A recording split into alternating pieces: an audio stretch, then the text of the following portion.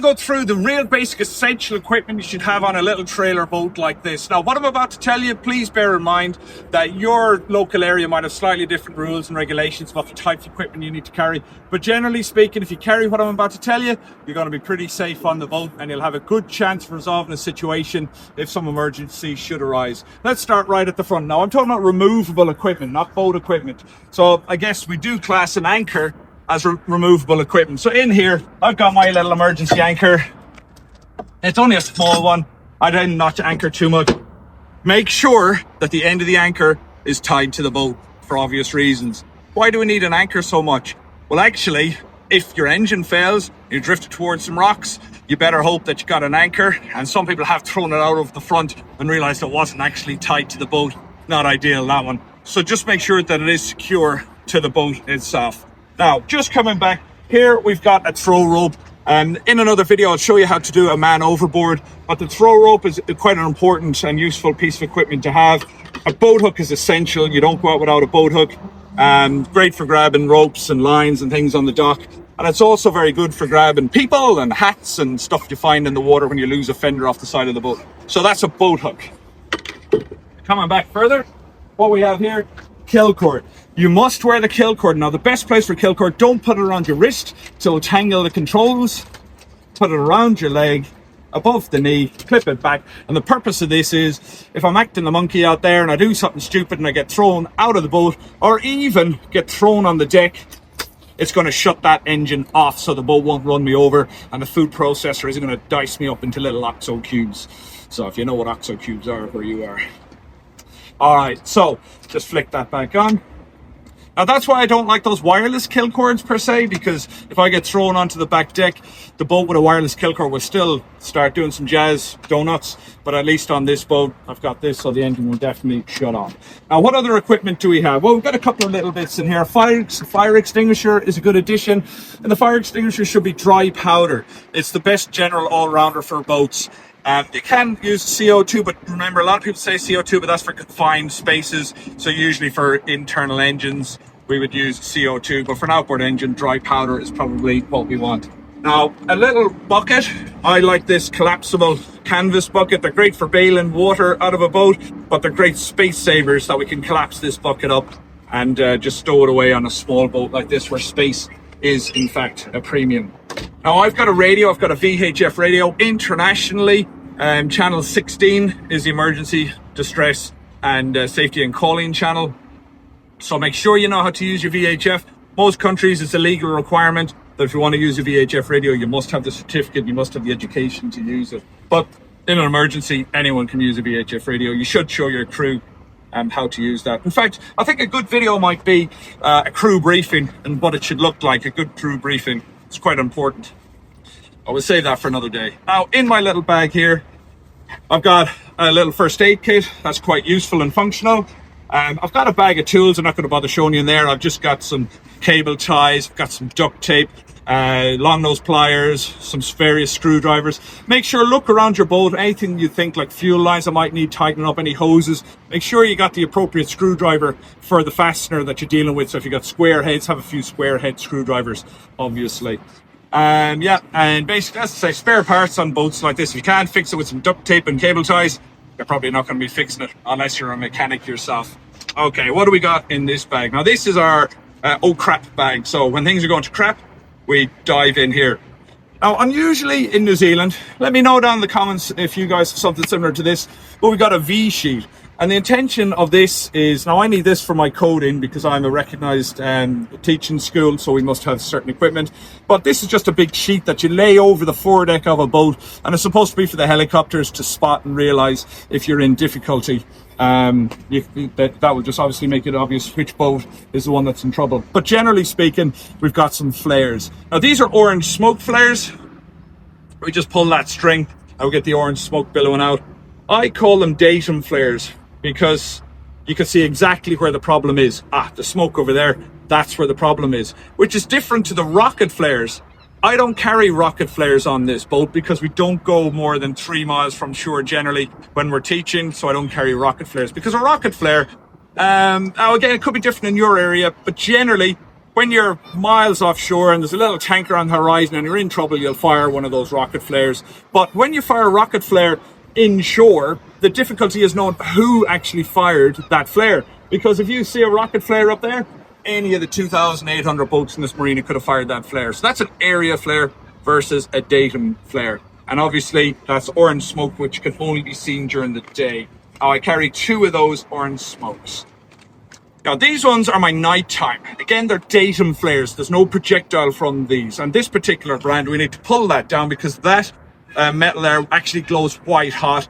Be hundreds of degrees Celsius. Don't know exactly what the temperature are, but it'll be quite hot. And now open up the cap, pull the string, and we get a flame come bursting out there. Try and fire it slightly downwind. The wind is blowing from here. So downwind at 45 degrees so that the burning embers don't drip inside the boat or on your hand. They drip over safely into the water. So nighttime and daytime flares, datum flares. And if you see a red flame or orange smoke, that's someone trying to tell you that they're in difficulty and they do require a little bit of assistance. Now, what else we got in here? This is my absolute most important thing on this boat. This is called a PLB, or a personal locator beacon. Functionally, it's pretty identical to an EPIRB. And an EPIRB, I'll try and find a picture of one and put it on the screen now for you. So an EPIRB is generally for the boat. What's the difference between this small little PLB, which I can stick in my pocket and take with me, and a big EPIRB? Well, I guess firstly we need to know they're distress beacons. So if I'm in distress, I just take the antenna, pull it up as far as it will go. That's its maximum extent. Open the door, press the power button, and then that will start activating the PLB. Sends a message to your, it's called a land earth station. So that will be, for us, it's the RCCNZ Rescue Coordination Centre down in New Zealand. And they will get a notification to know that we're in distress and exactly where we are. And it's important when you buy one of these beacons, you register the UIN number that's unique to each of these beacons. You include your details, your boat name, and etc., etc., so they know who you are, where you are, and you're in trouble. Now, coming back to that EPIRB, what's the difference between the PLB and the EPIRB? Well, generally speaking, this is a small little thing. You can take it hunting with you. If you go in the bush, if you go trekking, you can take it on the boat. If you do fall in the water, you got to make sure that the antenna is up in the air, because not all of these will float antenna up in the air, and underwater it won't work. And an EPIRB will actually last operationally for 48 hours after you activate it. Call in for help for 48 hours. And these will only last for 24 hours. And that's the battery endurance of it. But if you're on this boat, if someone hasn't picked you up within 24 hours when this is activating, I'll be questioning the search and rescue capabilities of the country that you've actually registered this in. And just one thing as well, these are registered to countries, so depending on what country you're in will depend where you get notified. So if you buy an Australian beacon, it'll notify Australia. If you buy a New Zealand one, it will notify New Zealand. Now the only other thing as well with an EPIRB is it will float antenna up in the sky. So the EPIRB is designed so you can tie it to yourself and swim, and it will just trail behind, or you can tie it to a life raft and put it in the water, etc., etc. So an EPIRB is self-sufficient, can be left floating, doing its job. That needs to be held. Okay, what else we got here? Now, the flares are good, but people can't hear flares, so if you're in trouble, it's a good idea to have a little hooter, a little ancillary hooter like this. Even if you got one on the boat, it's nice to have a little spare one that you can, worst case scenario, take one with you if you had to abandon the boat. I will do another video on emergency procedures I think might be beneficial. In here, we've got a knife, so looks a bit chunky, but trust me, it's very sharp. So that's a very sharp knife. But importantly, I don't know if you can see, but it's got the serrated back. Do get a knife for the serrated back. Don't just get a bare blade, because if you've ever had a rope wrapped around your propeller, you will know from absolute experience that a bare blade is very difficult to cut a rope that's under a lot of tension, but the serrated back would just go through it like butter. So a good safety knife. All right, now in here, I've also got a light. Now the light I'll attach to my horseshoe. This is my man overboard horseshoe here. And if we're out at night, I attach the light to that. So when we pull it, it activates, turns the light on, and then we can see where the horseshoe is at night, and hopefully where the person who may have fallen overboard is. Also, I should have a little compass on board, whether you got one on the steering compass or a handheld one. That's quite a good idea. And I also like an app. Now my favorite app is Savvy Navi. It's the one that I use quite often, but having an app is a good idea with a chart on it, so you always know where you are, in addition to your main set. Now, also on the boat, Another absolute key, probably one of the most important things, will be your life jacket on a boat.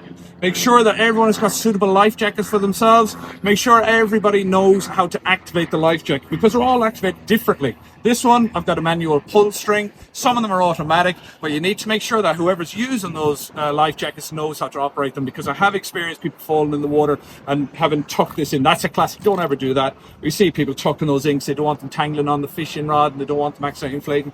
You try and open that when they're being barreled around in waves, it's pretty difficult to be fishing around, pull that out. So never tuck the tag in. Better if the life jacket accidentally go off, you can just repack it and buy a new gas canister for the life jacket. And I think that's probably about it. So just to recap the equipment, I would say the most important stuff that you should have on a boat, the most important is PFD, personal flotation device, aka life jacket. You need one of those for everyone on board.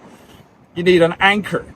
You need signaling equipment like your PLB, VHF, mobile phone. But be aware, mobile phones, you can't phone numbers on it with a wet screen. So we tend to be wet when we're in trouble on boats. So just make sure you've got an appropriate VHF or a PLB or something to catch. If you do get into trouble, you can at least broadcast your position. Because I guess worst case scenario, if you fall in the water, if you've got a life jacket and the boat blows away from you and you've got a means of communication, there's a good chance you're going home at the end of the day. Whereas if you fell in the water without either a life jacket or a means of communication, be questionable about the outcome. So they're the two most important things.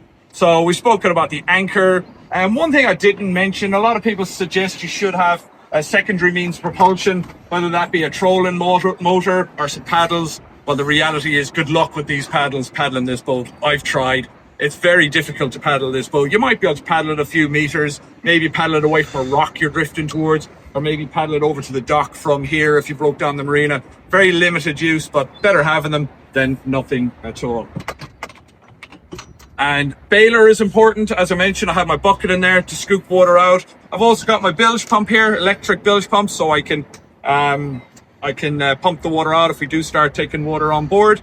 And the fire extinguisher. And they would be the absolute most important. But the other stuff I've showed you today is quite a good one to make sure you got all that gear. Now, finally, before you get going, what you want to do, you want to lower the engine down into the water.